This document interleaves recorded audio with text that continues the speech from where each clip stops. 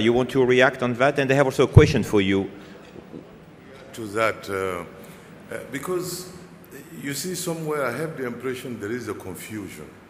You know, I go around my country, Mali, I go around Africa as the president of Microsoft, and God is my witness, every day in Africa I come across tens of great leaders. They are not public figures. They are simple people. Leadership shouldn't be confused with the position of notoriety. Absolutely. You know, there are plenty of leaders all over in Africa, but those are not leaders that are picked to actually conduct the businesses of the countries. Otherwise, Africa is full of leaders. We have leaders in the civil society. We have captains of industry who are leaders, who are investing heavily in the future and the education of their communities. We have all of that. You know, so leaders exist. You know, and those leaders, unfortunately, are not known. They are not invited in Davos. They are not invited in those places. Obviously, the ones that are invited, that are head of state, our head of state, in truth, are not great leaders. So nobody end up getting invited. That's the problem.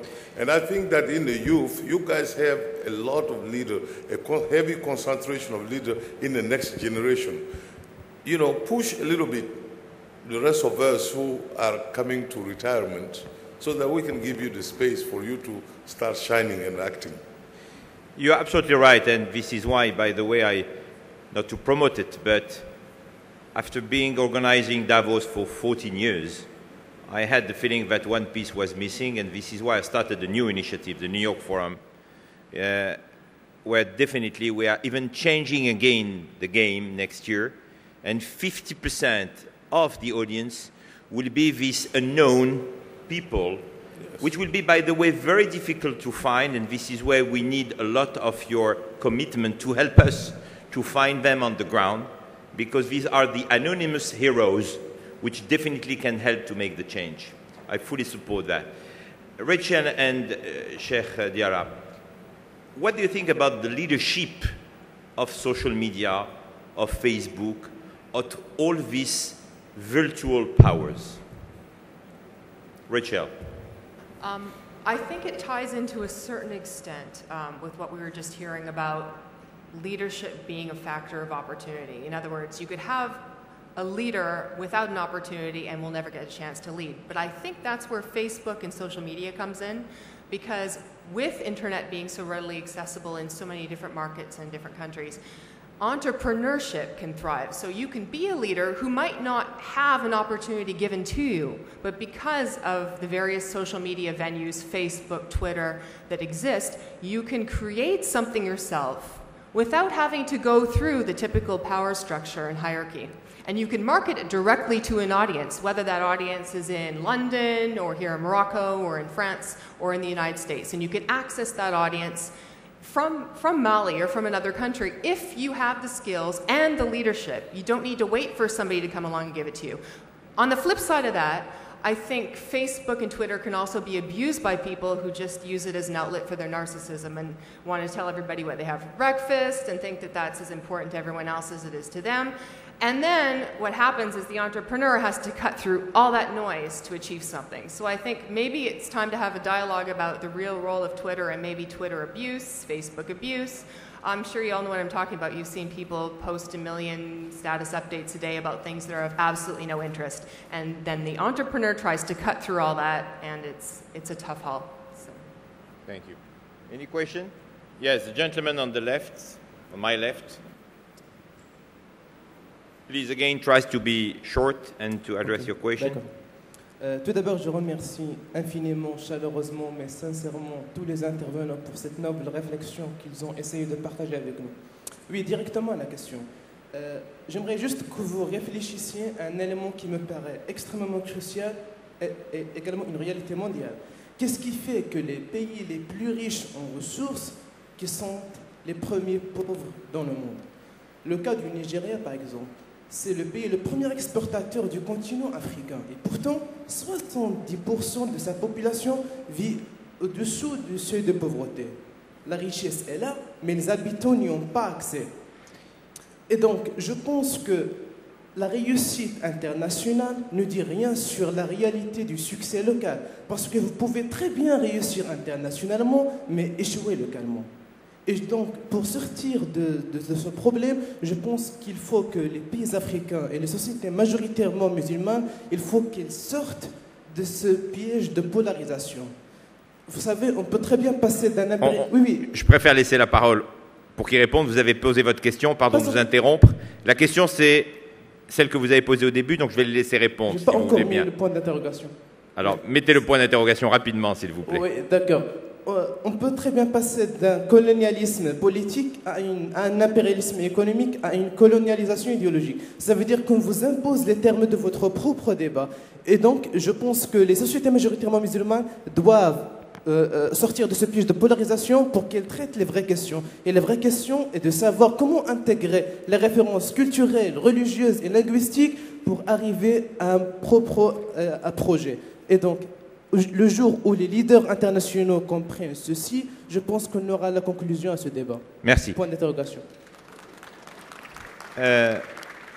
President Toledo, Governor, you want to answer to the first question, because it was in fact many questions in the question, about how do you explain that countries in the South, same in Latin America, same in Africa, who have so many natural resources, are not developed enough today?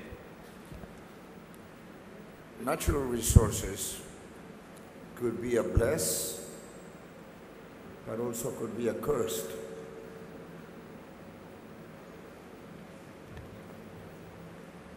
Japan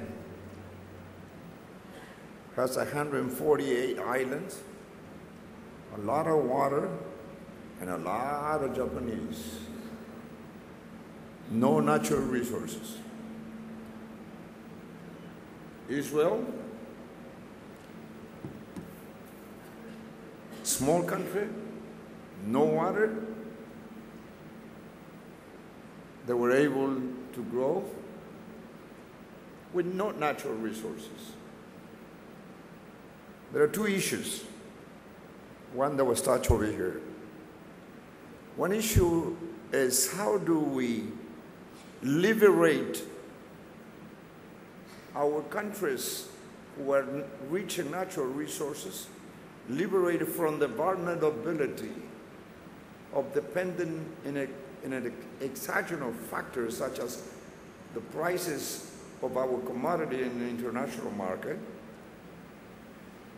We are dependent on the price of oil.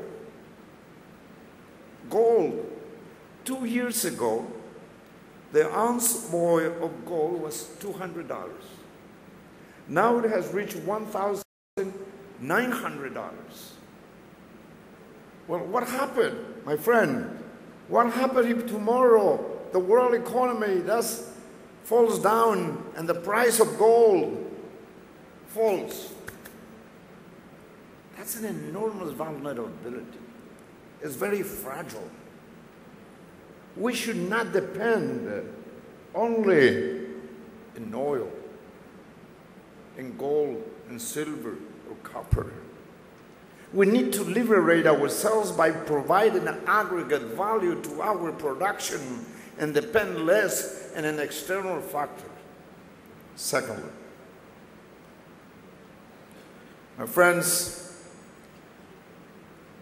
this crisis in the world, both in terms of the financial crisis as well as the leadership crisis, is a very propitious moment to convert it into an opportunity. If we look at with a vision that goes beyond just today, we need to reshape the profile of leadership. And I believe in the question that was made over there. We need to bet to put trust in a new leadership, young men and women. We should not be afraid to share power and to look beyond our own lives. We could have been president. I have been a president. I'm going to try to be a president again. But listen, that's irrelevant. That we need to build a new leadership We need to empower the young men and women that have a new vision to challenge the enormous issue that is in the world. I'll stop here. Governor, you want to add something? Yes, I think the question is fundamentally an economic one. It's the question of the so-called resource curse, the Dutch disease, which we now call the Nigerian disease. Now, basically, countries just need to realize that resources are wasting and extractive industries are never a basis for inclusive growth. And if you're fortunate enough to have resources in your countries, you've got to move as quickly as possible out of dependence on those resources into building a real economy. Now, Nigeria is a good example. We are a major oil producer in Africa. We're the biggest oil exporter in Africa. 90% of our population lives on less than $2 a day. Okay, 70% lives on less than $1 a day. And now, the economy has been growing at 7% per annum every year, but the oil industry does not create jobs. That is the truth. It makes lots of profit for the oil industry, makes a lot of money for the government. It does not create jobs. What are we doing about agriculture? When do we move from primary production into, President Toledo talked about value added.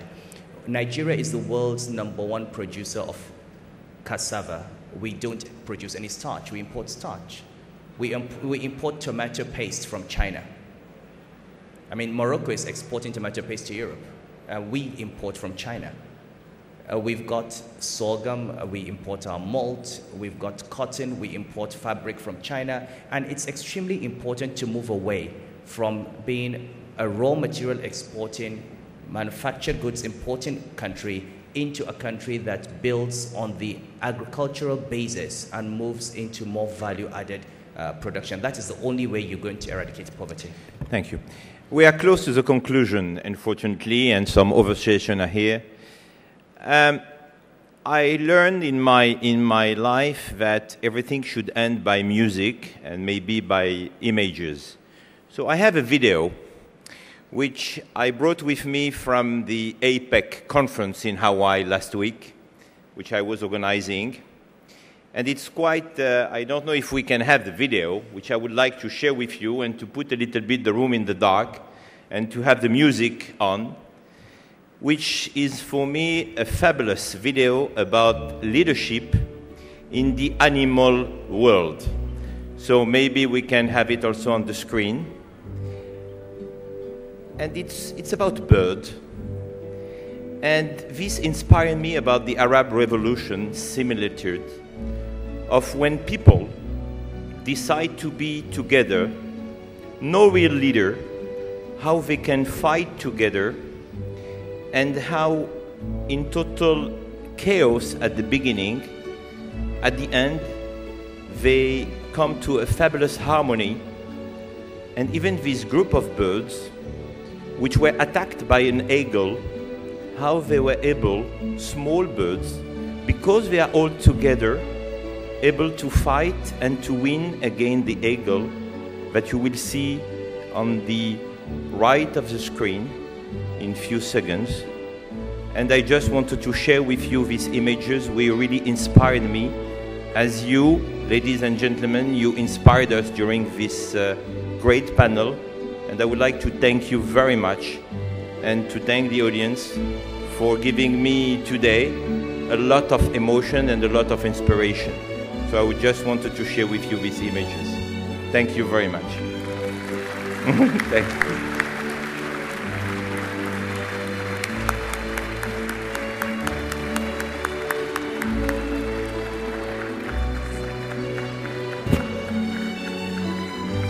Hello? Yeah, we just wanted the member of the panel to wish our great moderator a very happy birthday. Thank you. Thank you, Chef. Thank you.